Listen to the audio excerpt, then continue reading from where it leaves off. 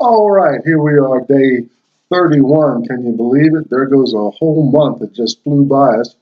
My name is Tomlins Nyback, and this is 365 Days to Racial Change. I want to just apologize for yesterday's yawning. I work nights. I'm not complaining about the project or anything. I just got to make some adjustments as far as my energy. So I took an energy drink. Let's see if we can stay awake and focused today in this short time we're going to have together. Let's start. Let me introduce you to our silent mentor.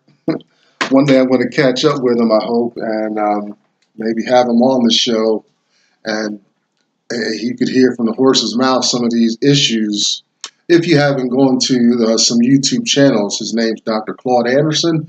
Check him out. Also, for a business and economic twist, please check out Dr. Boyce Watkins as well. Easy guys to find on YouTube, and that'll take you to all the resources and communities on this topic. We're talking about Black life in America, slavery, some of the roots, unpaid white America, specifically unpaid debt, competition among races, marginalization of blacks, you name it, we talk about it here. Three books of Dr. Anderson that I reference a lot that has inspired me and motivated me. One is a Black History Reader, 101 Questions You Never Thought to Ask.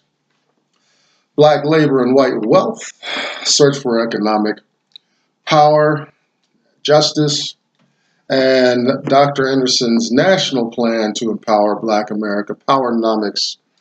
You can go to powernomics.com, the heritageinstitute.com, and a lot of things are moving along. I'm actually coming to the conversation very late, and even his Powernomics plan was something he would have liked to have seen happen by the year 2005. This is 2019, well underway. But it was 400 years of issues and things to develop and work on and whatnot. So better late than never. It's like, I just started dabbling in with stocks and things like that. And I'm kind of over the hump. I'm in my midlife, maybe past it, they would say. But better to start now than never. Okay. Also, we have story time occasionally, which today is going to be some story time. Uncle Tom's Cabin by Harriet Beecher Stowe, compiled roughly in the mid 1800s. It was the number 2 best-selling book in that year, I guess, behind the Bible. It's hard to beat the Bible, but she came in a very close second that year, which means that this work has something to say about shaping entertainment.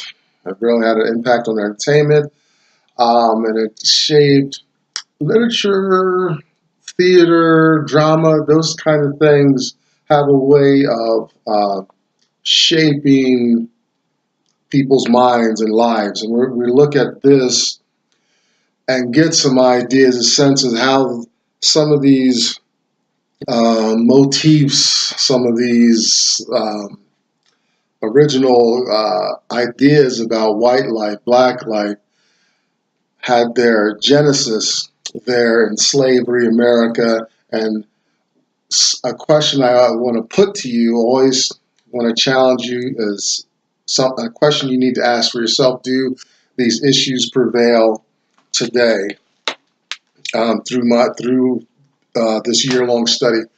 So that's a question I want you to answer yourself. I probably have been explicit at times, but I want you to think and not just be handheld and spoon-fed my ideas. Please get the books if you can and whatnot. And I don't know, maybe there's a way I can make them available or something. But I want you to critically think about issues. Yours space in America. Whether you're black, white, Hispanic, Asian, whoever's watching, I want you to be a part, actively involved in this. Challenge me. Challenge Dr. Anderson's work and whatnot. Also behind me, you see hashtag us too, hashtag USTOO. That's another way to check in with the black community. And there's also a community Blag Enough, BLAGG Enough. I'm not sure how to spell the whole thing, but they're easy to find as well. And you can get, just have some conversational issues around blackness. It's not about hate speech, not like a skinhead website or anything like that. We're more civilized. All right, but before I start here, I want to just spend a few minutes. I just happened to see my MSN feed, and they had a picture of Kamala Harris, Democratic senator from California, alongside Cory Booker, New Jersey, Democratic senator. I'm guessing these two individuals identify black racially, and they were at the Congressional Black Caucus garnering support. Kamala just recently made her announcement for a presidential 2020 bid, and I believe that means Cory Booker is doing the same thing. I hope our next presidential race is much more civilized. I guess that's going to be the word of today's segment, civilized. I guess it's going to come up. But now Dr. Anderson enlightened me about black politics, about what blacks get from the political engagement here in America, and blacks get very little. That's why we have a white statue of Dr. King on the Washington Mall, carved by an Asian. He notes how we get little. We don't hold black politicians accountable. We don't, maybe we don't have the numbers or economics to, forward our agenda. But we got, if he says, if we can come as a block and at least make some noise and hold politicians accountable, if we help put them in there, help find ways to remove them if they go back on their promises, get politicians that make promises to black folks to keep their promises, bring black issues to the forefront, to the light, just as the Hispanics did with DACA, the DREAM Act. Bring black issues, this incarceration. We hear it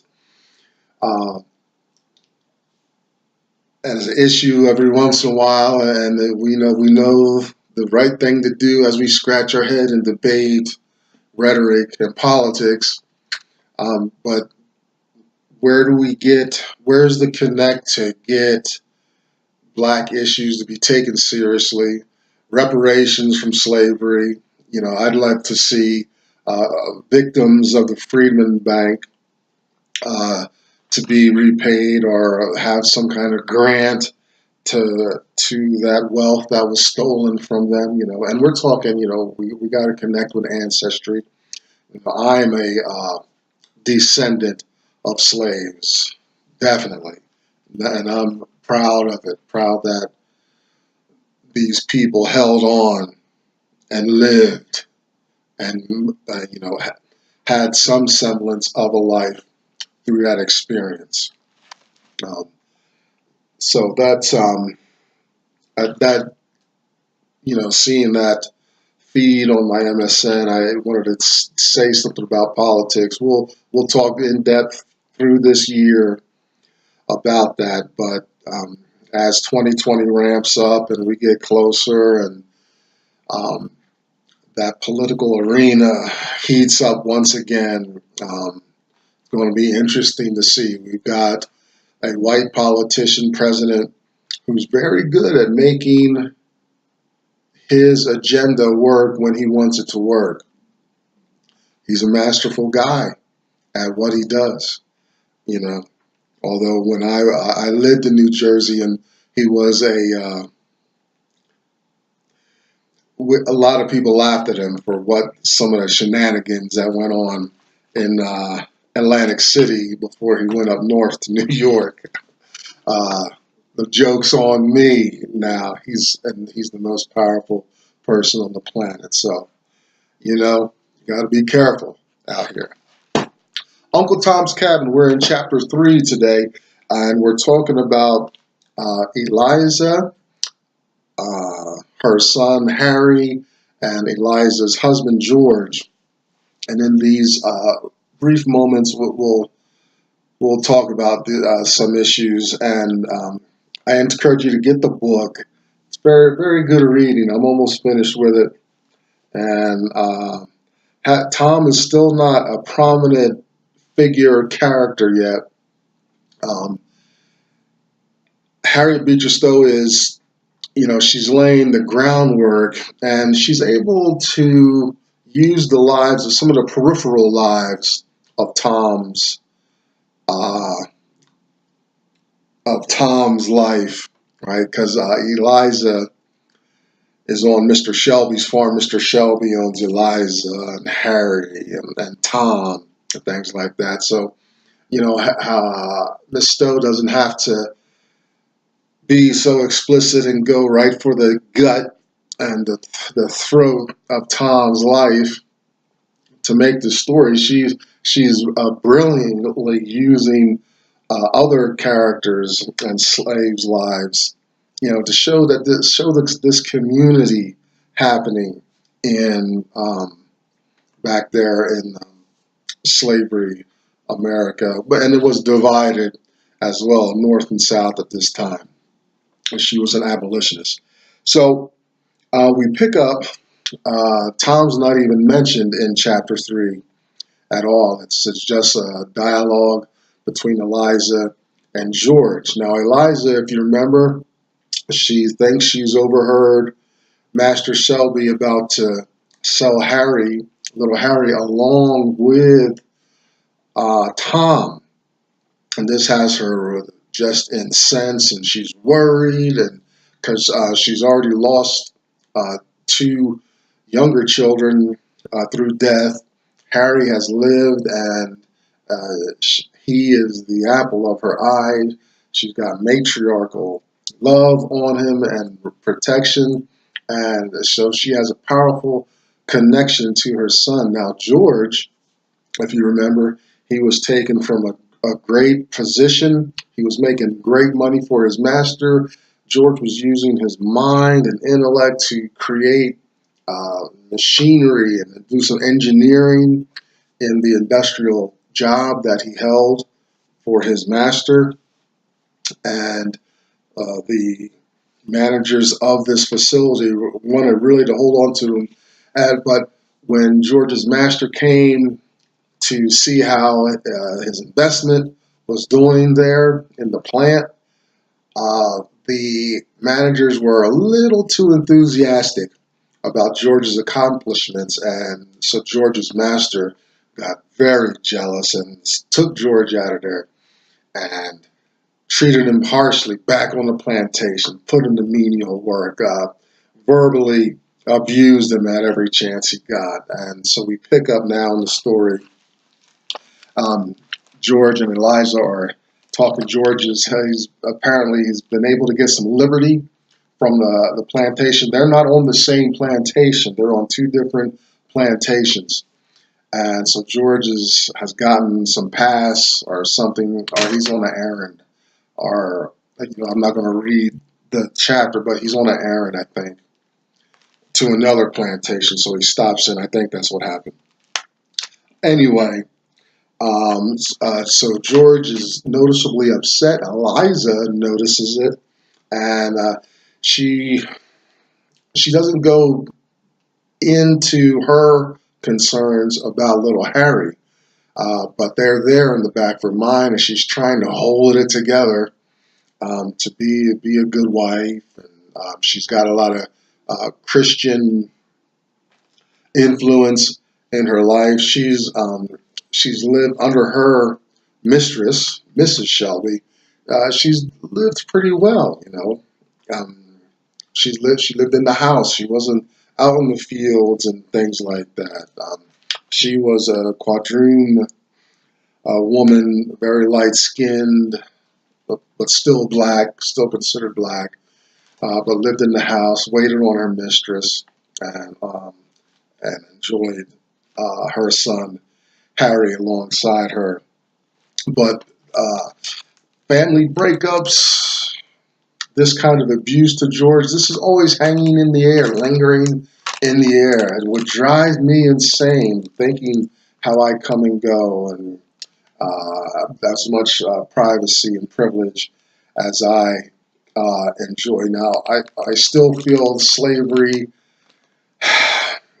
kind of exists in type or in kind, even in the 21st century, because I still, my labor is not my labor. My money goes where I don't want it to go. All right, so there's still some elements there. I just America is situated in such a way that I have a choice to do some labor and double out my money and be able to make videos and things like this, or I can go on my own little strike and starve and be homeless. So, we don't need whips or be branded anymore. It's just that's how it works out economically anyway. I'm still compelled to participate in very much the same way as the slaves back then. Okay, I can't run around all the time and whatnot and still be effective at my job. I wouldn't be able to keep my job like that. So, I'm still sequestered and compelled and things like that. I got a lot of toys. I got a computer and stuff and whatnot. I can read. Oh my goodness. I like, if I was thrown into that situation suddenly, I'd go crazy, kill somebody, or I don't know. I wouldn't be able to handle it. Thank God these people endured. Okay, even in this fictional account. Okay, so they're not.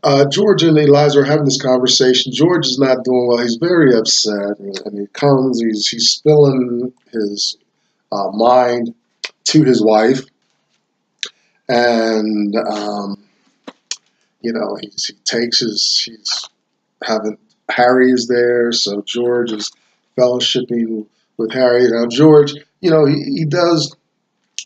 Now this is Harriet Beecher Stowe is giving these characters voice. Okay, so it's not George. I'm not giving you a factual account. This is Harriet Beecher Stowe, but she individuates each character pretty well. So there's a section in here where George questions the right of these whites, and their control, their liberty, their entitlement, and making him a slave. He has the mind, the technical engineering mind to better someone's business. He's obviously, he has some smarts above his master. His master just knows how to be cruel to people. That is his master's claim to fame. His master even encourages his son in the enterprise. George tells a story of he's coming back from somewhere, and there's a mule or a horse pulling the cart, and the master's son is just being a bad boy, and he's agitating the creature as it's trying to bear the load of the carriage, and George and the master's son. And the master's son is like that. So George reaches out. Oh, he makes the mistake of grabbing the master's son's arm.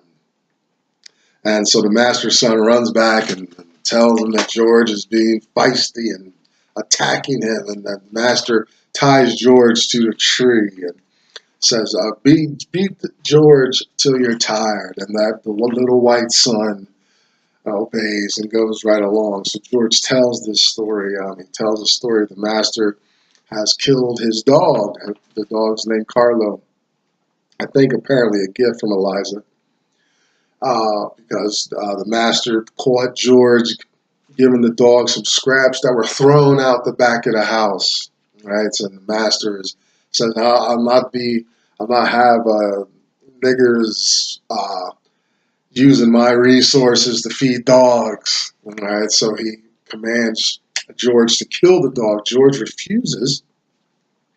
So the master and his son take the dog, throw it out in the pond, I think with a rock or something tied around it, and throws rocks at it till the dog drowns. And George relates how the animal, looks to George pleadingly, right? Doesn't understand what's happening here, And I have a love of dogs, so I'm telling you that some people would have been drowned behind the dog that day. It's the attitude, it's the atmosphere.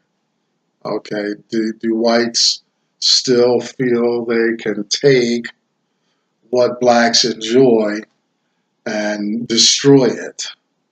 Right? Do blacks still passively allow their interest and their community to be consistently compromised, to have their will disregarded? Right? I believe it's so. You see it in how blacks. A good example is South Africa, believe it or not, because there's a good tie-in between land and labor. It's a little different in America because labor was brought here, or the land belonged to the Native Americans.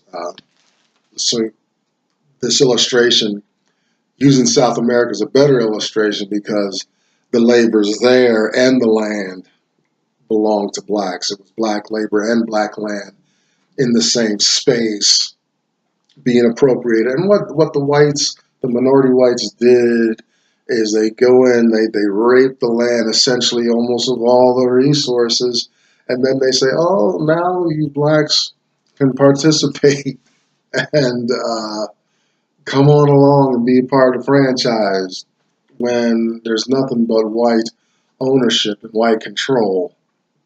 So, and blacks have to crawl and scratch and itch their way up out of this miserable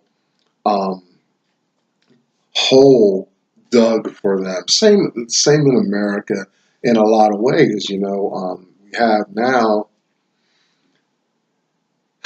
when I say white control and black communities and black spaces, the whites come in, rape and pillage and take, and then after it's all over, it's like, yeah, look, you blacks can participate and you're part of the franchise now. Now, this is interesting. Dr. Anderson, he'll say, there's still some redeemed abilities. There's still some opportunity, even in that scenario, because the infrastructure is still in place. Sewage and water still run, and roads are built, essentially. So we don't have to reinvent the wheel of infrastructure. It's there. Blacks just need to go back and control that. We got to be careful of gentrification and some new policies creeping in where there's like remote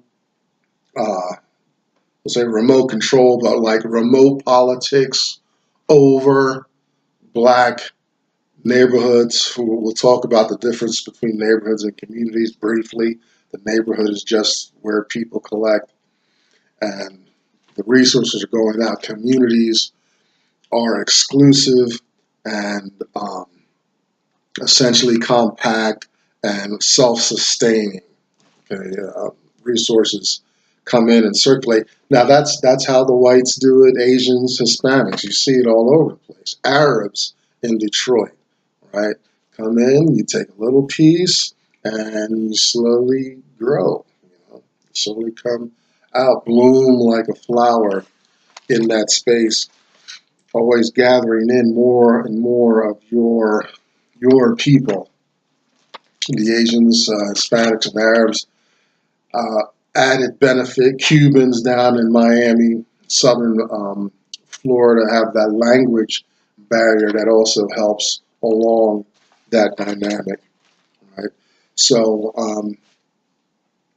George, he has these philosophical questions, right? He's not some dumb slave animal that doesn't think, and I don't think you even have to be educated to have these kind of thoughts, this train of thought. And that goes for anybody, any color, race, language, right? You're going to think, why am I prevented? Why am I exclusively prevented from participating in that activity? I got hands, feet, legs. I think, does the color of my skin make that much of a difference? George mentions in his rant to his wife Eliza.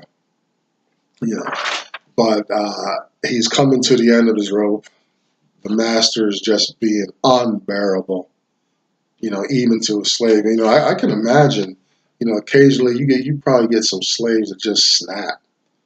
You just push a person so far. Everybody's got a breaking point, and it's not. I guess it's not documented, but there have to be just instances of slaves snapping. Now, Frederick Douglass. I'm not sure where it is. I did a paper on this, but I read he was a witness to the execution of a slave.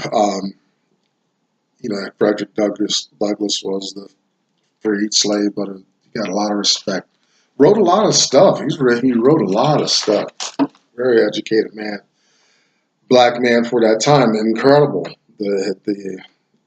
what he did. But anyway, he was witness to the execution of a slave, where the slave was just fed up with the work, and the slave jumped into this little river or creek or something, and the slave handler, not the master, but the handler with a gun, gave the slave multiple chances to get out of that water and get back to work, and the slave just out refused.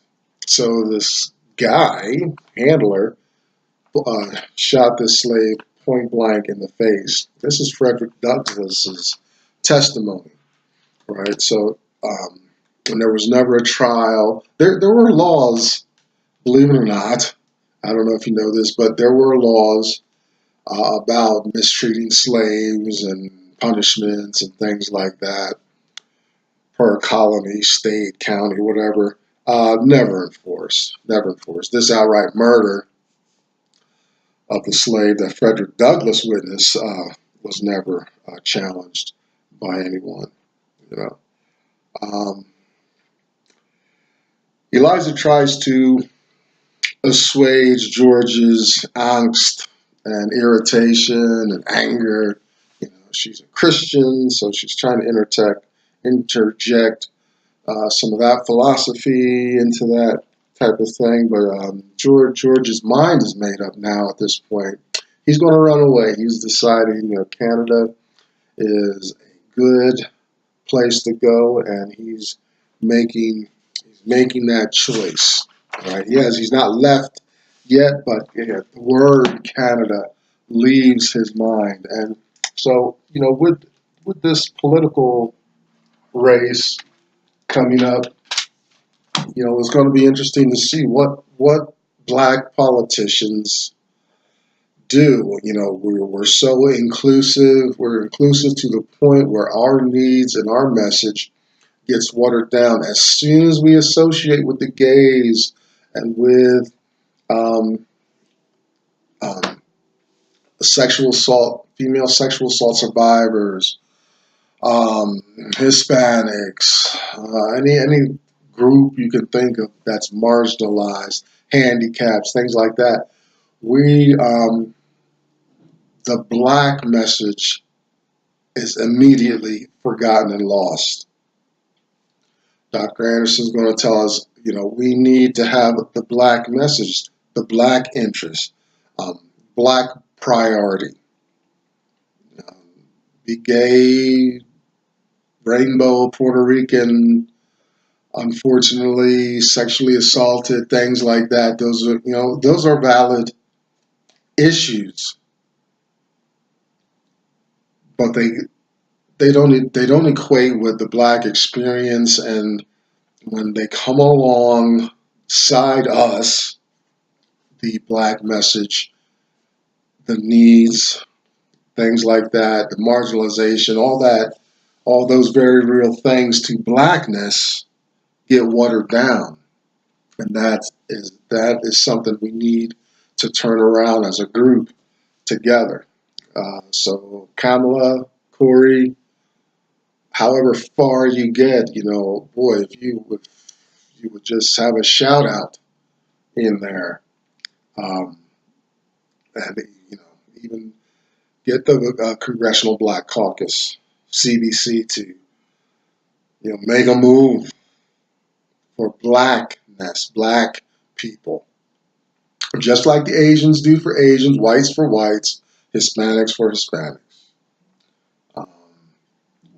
We gotta do more to honor this great violence done to blacks and this black past.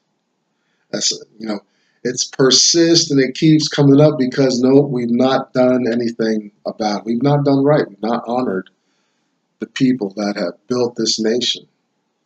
Whites and other races are great because they built this space, this incredible space, nation on black energy. I'm Thomas Nyback. Thanks for sticking around. This is 365 Days to Racial Change. Please get the books. We'll see you next time.